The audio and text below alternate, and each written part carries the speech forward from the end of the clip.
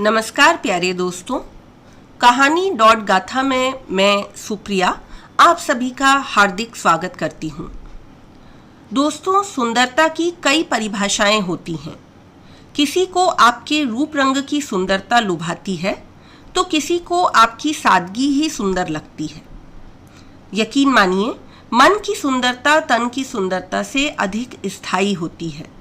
कहते हैं कि जब आप कभी साजो सामान से भी खुद को सुंदर ना बना सको, तब किसी की मदद, निस्वार्थ मदद कीजिए और उससे आपके चेहरे पर जो संतोष की चमक आएगी ना, वो आपको जरूर ही सुंदर बना देगी।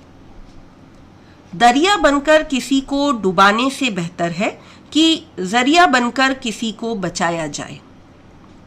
दोस्तों, हमारी आज की कहानी भी मदद करने के जज्बे से जुड़ी हुई है।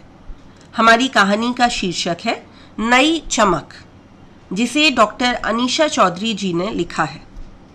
तो आइए सुनते हैं कहानी नई चमक। जिंदगी के सारे रंगों से भरपूर थी शिवानी। मुस्कुराहट इतनी निश्चल कि हर किसी को अपना बना ले। गरीब और जरूरतमंद लोगों के लिए तो उसका स्नेह देखते ही बनता था। सुबह कचरा लेने वाली बाई जी से लेकर शाम तक जितने भी लोग उसके संपर्क में आते थे, वो एक खूबसूरत मुस्कुराहट के साथ उन सब की खैर खबर लेना कभी नहीं भूलती थी। वो हमेशा अपने आसपास के लोगों की तकलीफ महसूस करती और उन्हें दूर करने का हर संभव प्रयास भी करती। पिछले कुछ दिनों से वो सुबह कचरा उठाने वाली बाई जी के साथ उनके बेटे को आते देख रही थी।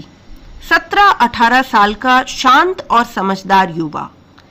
एक दिन उसने बाई जी से पूछ ही लिया, बेटा आजकल रोज आपके साथ आता है, पढ़ाई वढ़ाई नहीं करता क्या? बाई जी ने कहा, दीदी पढ़ाई तो करता है, पर आजकल छुट्टियां चल रही हैं तो मदद के लिए साथ आ जाता है। शिवानी को सुनकर बहुत अच्छा लगा कि पढ़ा लिखा युवा होने के बाद भी वह अपनी माँ के साथ काम करने में कोई शर्म महसूस नहीं कर रहा। इस बार जब शिवानी शॉपिंग मॉल गई तो वह अपने साथ बहुत सारे सामान लेकर आई। साथ ही उसने बाई जी के बेटे के लिए भी नए कपड़े खरीद लाई थी। शिवानी को बहुत अच्छा लगता था लोगों के चेहरे पर अपने दिए हुए गिफ्ट से एक खुशी की लहर को देखना। सुबह जैसे ही बाई जी की आवाज आई, शिवानी दौड़कर बाहर आई। उसने देखा, आज तो कोई नई महिला आई है कचरा लेने। पुरानी वाली बाई जी कहाँ गई?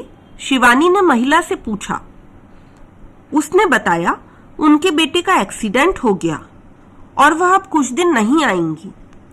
शिवानी को यह सुनकर झटका सा लगा। उसके पास बाई जी की कोई भी जानकारी नहीं थी। अब शिवानी भगवान से प्रार्थना करती कि उनका बेटा स्वस्थ और सुरक्षित हो।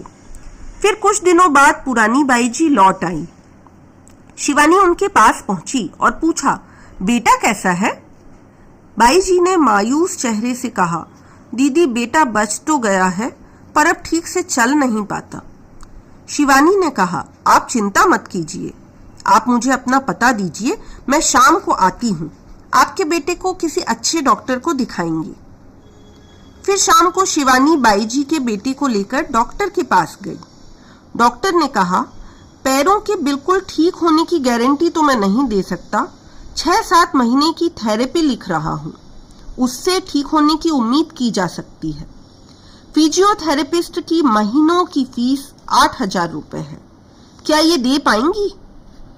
डॉक्टर ने बाई जी की तरफ देखते हुए शिवानी से ये पूछा। शिवानी ने कहा, हम देखते हैं। डॉक्टर के यहाँ से बाहर निकलते ही बाई जी ने कहा, नहीं दीदी, मैं ये इलाज नहीं करा पाऊंगी। जो भी अब तक बचाया था वो सब इसके इलाज में लग गया। घर में 2 बच्चे और भी हैं, उनका भी पेट भरना है मुझे। इनका बाप नहीं है, अकेले मैं ही काम करने वाली हूँ। शिवानी ने कहा, इतना होनहार बच्चा है, आप थेरेपी शुरू तो कीजिए। इस महीने की फीस मैं भर दूंगी और फिर और भी तो लोगों से बात करूंगी। शिवानी ने बाई जी के बेटे की थेरेपी शुरू करवा दी थी, पर वो सोच रही थी कि 6-7 महीने तक तो ये खर्च वो भी नहीं उठा पाएगी। अगले दिन शिवानी की किटी पार्टी थी। उसने सोचा कि आज वह अपने दोस्तों से बाईजी के बेटे की मदद के बारे में बात करेगी। उसने की भी, पर सबने अपने अपने खर्चों का वास्ता देते हुए कोई न कोई बहाना बनाकर मना कर दिया। दूसरे दिन शिवानी को किटी के दोस्तों का फोन आ गया। वे सब महीने में मिलकर एक दिन ब्यूटी पार्लर जाती थीं। सब सहेलियां पार्लर में फेशियल करा रही थीं। सबका ब्यूटी पार्लर का काम खत्म होने के बाद जब पार्लर के बिल देने की बारी आई तो शिवानी ने देखा कि पार्लर का बिल 10,000 रुपए के आसपास था। शिवानी के मन में एक और ख्याल आया। उसने एक और कोशिश की अपने दोस्तों को समझाने की। उसने अपने दोस्तों से कहा, अगर हम 10,000 पार्लर पर खर्च कर सकते हैं तो क्या 8,000 देकर हर महीने बाईजी की बेटी की थेरेपी नहीं करा सकते? यकीन मानो, इस फेशियल से चेहरे पर इतनी चमक नहीं आएगी जो बाईजी के बेटे की मदद करने से आएगी।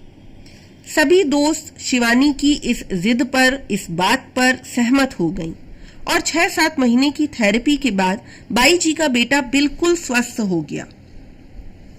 शिवानी ने इसका सारा श्रेय अपने दोस्तों को दिया और सच में सब दोस्तों के चेहरे पर जो नई चमक थी वो चमक फेशियल की चमक से बहुत ज्यादा थी। खूबसूरत इंसान होने की चमक, किसी को एक स्वस्थ जीवन देने की चमक। तो दोस्तों, अभी आपने सुनी कहानी नई चमक। मैं उम्मीद करती हूं कि आपको ये कहानी जरूर पसंद आई होगी। आप अपने विचार ईमेल के माध्यम से मुझे प्रेषित कर सकते हैं। मेरा ईमेल एड्रेस है kahani.gatha@gmail.com। यदि आप अपनी कोई कहानी सभी को सुनाना चाहते हैं तो आप अपनी लिखी कहानी भी मुझे ईमेल के माध्यम से भेज सकते हैं। नई कहानी के साथ फिर मुलाकात होगी। तब तक के लिए आप अपनी दोस्त सुप्रिया को इजाजत दीजिए। नमस्कार।